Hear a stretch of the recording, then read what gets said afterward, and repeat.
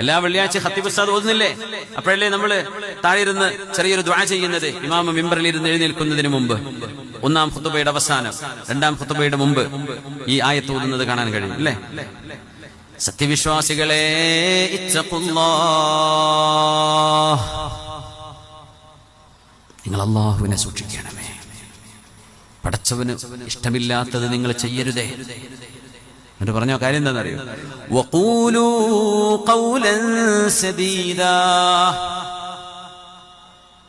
ആരെയും വേദനിപ്പിക്കാത്ത, ആരെയും ബുദ്ധിമുട്ടാക്കാത്ത ഋജുവായ, നേരെയായ, സത്യസന്ധമായ വാക്കുകളെ നിങ്ങൾ പറയാൻ പാടുള്ളൂ.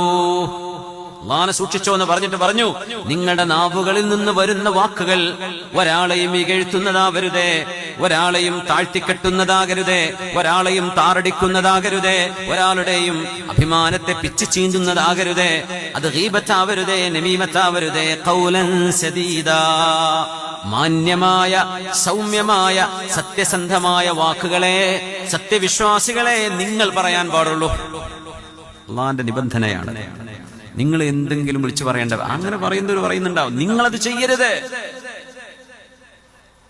നിങ്ങളെങ്ങാനും നിങ്ങളുടെ വാക്കുകൾ സൂക്ഷിക്കുകയാണെങ്കിൽ യുസ്ലിഹ് ലക്കും അഅമാലക്കും, നിങ്ങളുടെ നിസ്കാരം ഒരുപക്ഷേ പരിപൂർണമായിരിക്കണമെന്നില്ല, നിങ്ങളുടെ നോമ്പ് ഒരുപക്ഷേ പരിപൂർണമായിരിക്കണമെന്നില്ല, നിങ്ങളുടെ ഹജ്ജിലും ഉംറയിലും ന്യൂനതകൾ ഉണ്ടാകാം, നിങ്ങളുടെ അമലുകളിൽ അപൂർണതകൾ ഉണ്ടാകാം, വേണ്ട വിധമായിരിക്കണമെന്നില്ല. എന്നാലും അല്ലാഹു നിങ്ങളുടെ കർമ്മങ്ങളെ നന്നാക്കി തരും.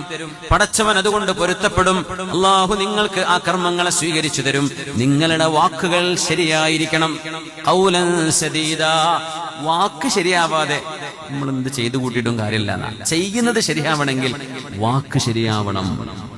നമ്മൾ ശരിക്കും അള്ളാന്റെ ഖുർആൻ അനുസരിച്ച് ജീവിക്കാതെ നമ്മൾ എപ്പോഴും കേൾക്കാറില്ലേ, പറയാറില്ലേ? അതന്നെ ഇത്. നമ്മുടെ നാവ് ശരിയാവണം. വാക്കുകൾ എന്തെങ്കിലും പറയാ, ചെയ്യുന്നതൊക്കെ ഭയങ്കര വലിയ വലിയ കാര്യങ്ങളാണ്, ഒരു കാര്യമില്ല. അള്ളാഹു നമുക്ക് അവനിഷ്ടപ്പെടുന്ന വിധം ജീവിക്കാൻ അള്ളാഹു തൗഫീക്ക് തരട്ടെ. നമ്മളിങ്ങനെ ഒരൊഴുക്കിലിങ്ങനെ പോവാണ്. ഖുർആൻ ഒരിടത്തേക്ക് നമ്മളെ വിളിക്കുന്നുണ്ട്, അങ്ങോട്ടൊന്ന് ശ്രദ്ധ കൊടുക്കുന്നത് നേരല്ല, സമയമല്ല, നമ്മളൊക്കെ തിരക്കിലോടാണ്. ചെറിയൊരു കാര്യം ഖുർആൻ പറയുന്നത്, പക്ഷെ അതൊരു വലിയ വിഷയമാണ്. ഇത്തഖുല്ലാഹ് എന്ന് പറഞ്ഞിട്ട് ഉടനെ പറഞ്ഞ വിഷയം, നിങ്ങളുടെ വാക്കുകൾ നിങ്ങൾ സൂക്ഷിക്കണമേ.